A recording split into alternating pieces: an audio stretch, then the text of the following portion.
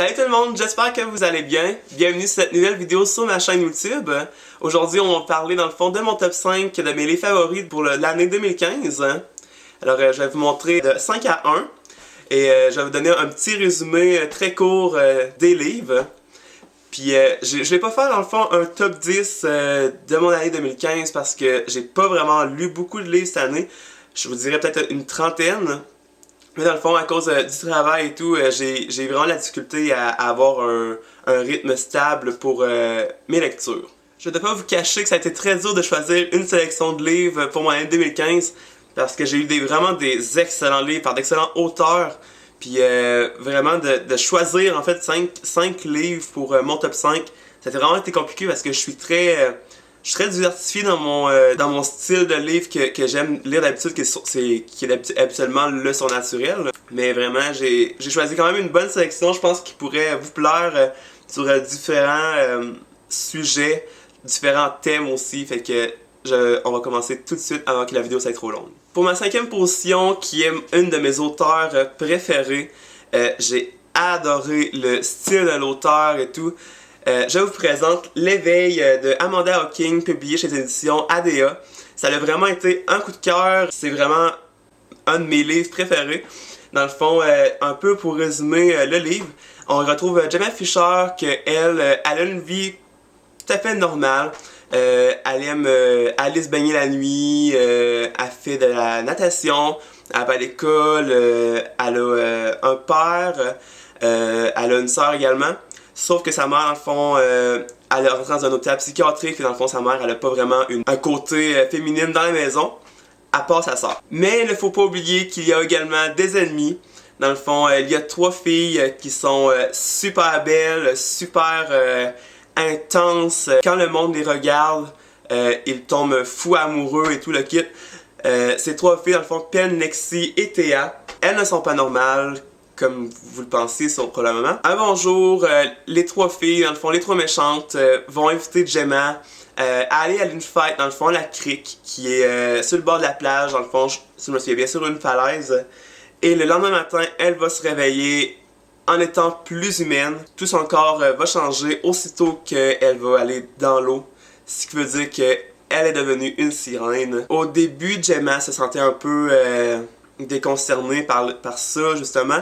Parce que, oui, elle aime l'eau, tout le kit. Elle s'est vraiment déconcernée pour ça. Par conséquent, Gemma est rendue plus forte, plus belle.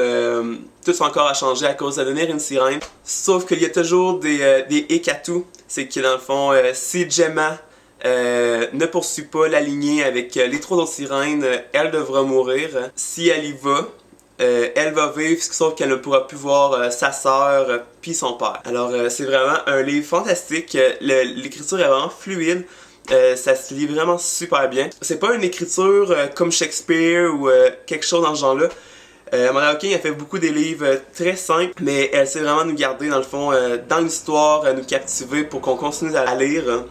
Fait que vraiment c'est mon top 5, puis j'ai lu les 3 autres tomes, il y en a 4, il me restait le dernier tome à lire. Mais ça va être fait pour prochainement. Également pour les personnages, sérieusement là, j'ai vraiment été surpris par les personnages. Ils sont vraiment super. On porte vraiment une attention aux personnages. Pour moi, ça a vraiment été Gemma, vu qu'on la suit tout au long du livre. Mais j'ai vraiment aimé dans le fond qu'elle nous montre tout ce qu'elle ressent. On pouvait facilement sentir les émotions qu'elle vivait quand elle avait peur, quand elle était triste, quand elle était en amour. Bref, toutes les émotions qu'il peut y avoir. Ça a vraiment donné une touche particulière au livre, puis c'est ça qui était vraiment le fun dans ce livre-là. Pour ma 4e position, j'ai vraiment hésité entre la 3 et la 4 parce que dire que je suis un fan de surnaturel, les 2 livres m'ont laissé sur un point sur l'estomac. J'ai vraiment... Pas que j'ai eu peur, mais ça a vraiment été captivant comme livre.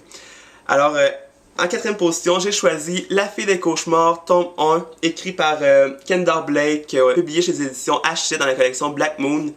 Ça a vraiment été un coup de cœur si vous voulez retrouver un livre surnaturel. Si je me souviens bien, j'ai fait un petit résumé dans ma précédente vidéo, mais pour venir un peu, dans le fond, on y retrouve Tessé, lui qui est un exterminateur de fantômes. Tout au long de sa vie, il a repris dans le fond de génération en génération, dans le fond la génération de son père, parce que lui aussi faisait ça, sauf qu'il est décédé. Il va aller dans une autre ville avec sa mère, parce que dans le fond, il y a eu un contrat pour tuer en fait Anna à la robe de sang. Donc quelqu'un qui va arriver là, dans sa nouvelle ville, il va essayer de découvrir un peu qu'est-ce qui s'est passé sur son passé, pourquoi elle est morte et comment elle est morte.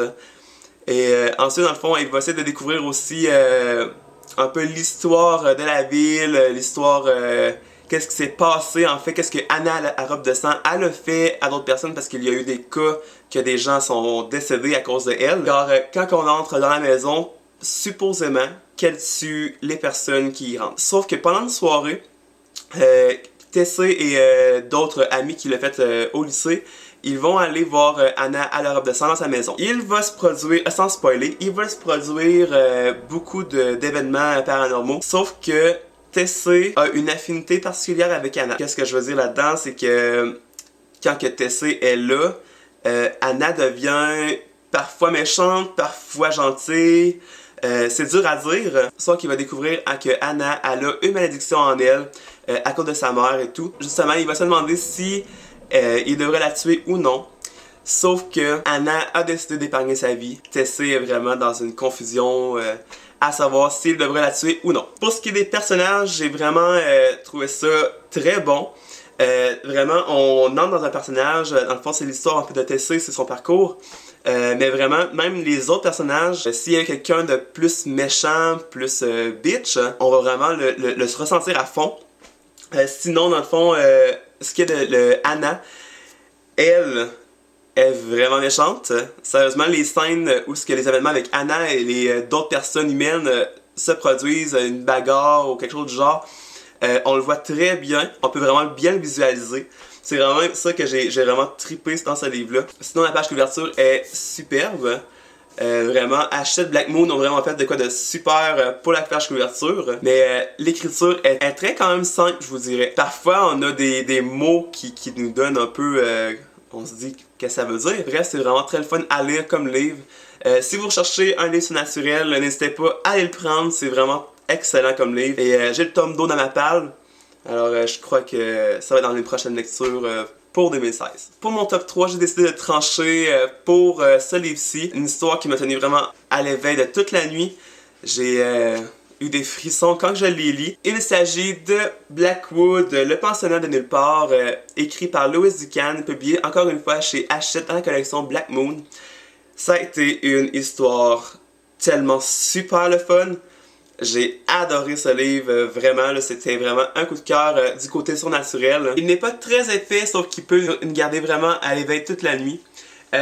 Pour ce qui est un peu du résumé très court que je vais vous dire, dans le fond, on y retrouve Kit qui devrait passer l'année dans le fond d'un pensionnat qui s'appelle Blackwood. Un pensionnat gothique, un peu mystérieux, maléfique.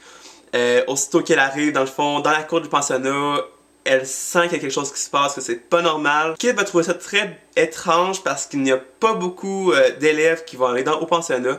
Il va y avoir que 4 élèves qui vont être à l'école, dans le fond, dans le pensionnat pour aller étudier là-bas. Elle se dit parfois 4 élèves pour toute une école avec seulement la directrice, la nounou, en fait, qu'elle elle fait à manger et le ménage et tout le kit. Et dans le fond, un autre professeur, que lui c'est un professeur de musique, si je me souviens bien, également de mathématiques.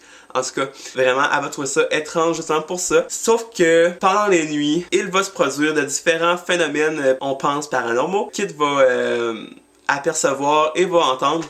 Par conséquent, de plus en plus que l'année se suit, elle va découvrir qu'elles ont des sortes de pouvoirs, dons mystérieux. Chaque élève a un don particulier dans le fond qui peuvent faire quelque chose. Je vous dirai pas pour spoiler dans le fond le livre parce que c'est vraiment ça qui est vraiment surnaturel, étrange. Sauf que on peut ressentir vraiment l'événement qui s'est produit à fond. On sent dans nos tripes. Moi je me souviens en tout cas que je le lisais pendant la nuit. Des fois genre j'ai vraiment eu des frissons à cause de ce livre-là. L'écriture est très fluide, très simple, sauf que c'est justement ça que je trouve qui est bien parce qu'elle peut vraiment donner une image vraiment simple dans notre tête pour se donner un aperçu dans le fond des événements de qu'est-ce qui se passe et aussi dans le fond du pensionnat. C'est vraiment une histoire que j'ai adorée. Sérieusement, je recommande vraiment ce livre qui est vraiment simple, vraiment très beau. C'est vraiment une histoire qui est palpitante, vraiment incroyable. Et je crois que je vais relire du Lewis Ducan parce que sérieux, c'est vraiment un auteur qui est hyper bon. dans l'écriture et tout le kit. J'espère qu'il va y avoir un deuxième tome, ça serait super le fun. Je ne sais pas, j'ai pas vraiment regardé en fait s'il va y en avoir d'autres, mais bref, j'espère qu'il va y avoir une suite à ce livre-là. Pour mon tome 2, je crois que je ne ferai pas de résumé parce que tout le monde en parle présentement. Il s'agit de The Book of Ivy, écrit par Amy Angel, publié chez les éditions Lumen. Je pense que ça a quand même été un phénomène très gros sur le booktube et sur YouTube. Bref, c'est une histoire qui est vraiment palpitante. Pour faire un résumé très court, il faut savoir dès au début que la ville a reçu une guerre nucléaire en fait qui a détruit la plupart du pays. Sauf qu'il y a eu une ville qu'elles se sont barricadées. Et depuis ce temps-là, les jeunes femmes dans le fond et les jeunes garçons de l'âge de 16 ans, si je me souviens bien, devront se marier parce qu'il y a des mariages arrangés, obligatoires, pour garder dans le fond le peuple en survie pendant les prochaines années. Alors on y retrouve en fait Ivy Westfall, qu'elle devra se marier avec un garçon qui s'appelle Bishop, qui est le fils du président dans le fond de la ville qui est en survival comme c'est là. Sauf que elle a dans le fond une mission à faire et ce sera de tuer Bishop. Tout ça à cause de son père et sa sœur. Ils veulent qu'elle fasse ça à son mari. Sauf que tout le long du livre, Ivy dans le fond va découvrir que Bishop n'est pas vraiment ce qu'elle s'attendait. Elle va découvrir dans le fond des facettes de lui qu'elle aime. Sans spoiler, elle va avoir des sentiments envers lui. Sauf que elle va être maintenant dans une situation où est-ce qu'elle va se demander si elle va le tuer ou bien non. Parce que supposément que le président a tué en fait le grand-père de Ivy. Ce qui fait en sorte que le père de Ivy veut qu'elle tue Bishop pour que celui-ci, dans le fond, règne dans la ville et que le président soit détruit. Mais bref, c'est vraiment une histoire que j'ai adorée. C'est une belle dystopie. J'ai pas encore le deuxième tome parce qu'il n'est pas encore sorti au Canada comme c'est là au Québec. Par exemple, il est précommandé. J'ai aimé la fin, mais elle est chiante en même temps parce que ça finit pas très mal, mais très spontanément. J'ai vraiment hâte de voir la suite. Ce qui est du style d'écriture, très le fun, très facile, très fluide en fait. C'est vraiment une histoire qui est facile à lire, facile à s'imaginer. Vraiment, je conseille vraiment ce livre-là si vous êtes fan de dystopie ou ben vous en cherchez. C'est vraiment une dystopie qui est consacrée sur l'émotion, l'amour, le sentiment. Ça fait différent des autres dystopies justement. Ça a été vraiment une belle lecture de ce livre-là. Mon top 1 et non le moindre de l'année 2015, j'ai trippé sur cette série, j'ai trippé sur les livres. J'attends le troisième film avec impatience. Il s'agit de Divergence, écrit par Véronica Roth, publié chez les éditions ADA. Je ferai aucunement un résumé pour ce livre-là. Je pense que ça a été vraiment un phénomène mondial, que tout le monde vraiment a quand même apprécié les livres, ou bien les films, ou bien les deux. Je ne sais juste pas quoi dire sur ce livre-là. Ça a vraiment été une réussite. J'ai adoré. Ce livre-là nous garde sur un suspense pendant tout le long du livre. Vraiment, c'est...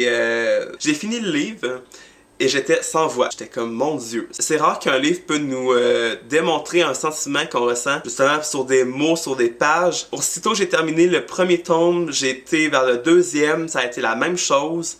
Le troisième tome me fait capoter. La fin, ça m'a vraiment donné une frustration. Je vous dirais que le tome 3, comment ça se termine, j'ai pas tant aimé. Sauf que je sais que dans le fond que c'est vraiment la suite, justement, que Véronica Roth a imaginé. Mais bref, moi j'aurais probablement changé la fin. Mais bon, c'est ça qui est ça. Je le dirai pas pour pas spoiler justement parce que les films sont pas encore tous sortis. Mais ça a vraiment été une histoire remarquable. L'action, il y a toujours de l'action. Le style d'écriture, justement, j'ai quand même ça trouvé très simple. C'est ça que j'ai particulièrement aimé. On n'était pas obligé de se casser la tête pour s'imaginer des événements ou des bagarres justement pour ça. Mais bref, Divergence a vraiment été, dans le fond, la série que j'ai préférée pendant l'année 2015. Ouais, c'est vraiment quelque chose que je recommande. C'est vraiment une série de livres que je recommande. Si quelqu'un n'aurait pas lu les livres, mais qui aurait seulement vu les films, je vous dirais justement que ça a vraiment été une réussite pour les livres et les films. Justement, je trouve aussi que ça se ressemble quand même. Ils ont vraiment repris des trucs du livre pour aller dans le film. Il y a seulement le troisième tome avec le troisième film que j'ai peut-être peur un peu. Surtout pour les paysages, pour les effets spéciaux ou l'histoire, je sais pas encore. Le trailer, dans le fond, il y a pas vraiment donné de plus. Non, j'ai quand même hâte de voir que ça va donner comme film justement pour ça. Mais le premier film, le premier tome, moi j'ai vraiment adoré. J'étais capable de me situer dans le livre pendant que j'écoutais le film. Mais ouais, c'est vraiment la série de livres que j'ai préférée en 2015. Bref, cette vidéo est terminée. J'espère qu'elle vous aura plu et j'espère qu'elle ne sera pas trop longue justement au montage.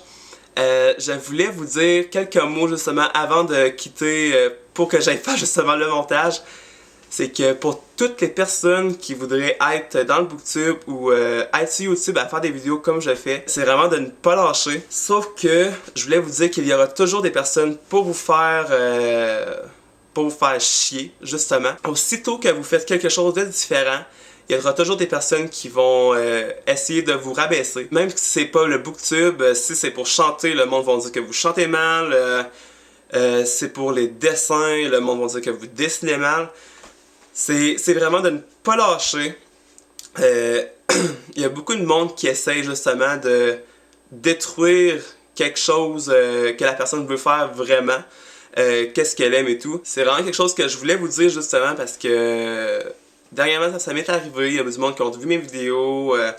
Bref, la grosse histoire. Sauf pour toutes les personnes des fois que genre ils voudraient être sur YouTube. C'est vraiment de pas se fier à ce que les autres se disent. À un moment donné, ils vont vraiment lancer dans le fond, ils vont vraiment se détacher de vos vidéos, ils vont arrêter de vous faire péter les plombs justement à cause de ça. Continuez vraiment de faire ce que vous aimez. C'est vraiment ça le plus important. À un moment donné, justement, il faut vivre avec ça aussitôt que vous êtes dans l'artistique. Quand vous faites quelque chose de différent. Premièrement, si vous habitez dans un village où il n'y a pas beaucoup de personnes et que vous faites quelque chose de différent, ou bien vous êtes différent comme moi, comme j'ai un style différent et tout le kit pour mon village. En fait, c'est vraiment d'être vous-même. D'être vraiment vous-même, de pas justement se fier aux autres personnes, à ce qu'ils vont dire. Si tu aimes dessiner, dessine. Si tu aimes écrire, écris. Mais il y aura toujours des personnes qui vont essayer de vous rabaisser juste pour vous nuire pour la suite. Je pense qu'il y a des personnes qui comprennent pas justement le sens de la phrase vivre et laisser vivre. À un moment donné, il faut passer à autre chose aussi, il faut grandir, avoir la maturité un peu. Mais bref, vraiment, si vous voulez faire ça pour vos prochaines années, que ce soit toute votre vie ou quelques années, 1 ou 2 ans, ben faites-le. Sérieusement, là, ouais, faites-le. Prenez pas tout à cœur ce que les autres vont vous dire justement à cause de vos vidéos. Il va y avoir toujours des personnes qui vont vous aimer pour qui vous êtes. Puis c'est ça qui est le plus important en fait dans la vie en général. Alors c'est vraiment un petit mot que je voulais vous dire justement pour ça. Bref, cette vidéo est vraiment terminée finalement. J'espère qu'elle vous aura plu. N'hésitez pas à commenter dans le fond vos top 5 de l'année 2015. Parce que des fois, on sait jamais, des fois je peux pas connaître des livres, fait que ça peut déjà faire une découverte pour moi. N'hésitez pas dans le fond à donner un pouce bleu si vous avez aimé ça et de s'abonner si vous voulez continuer ma chaîne avec moi.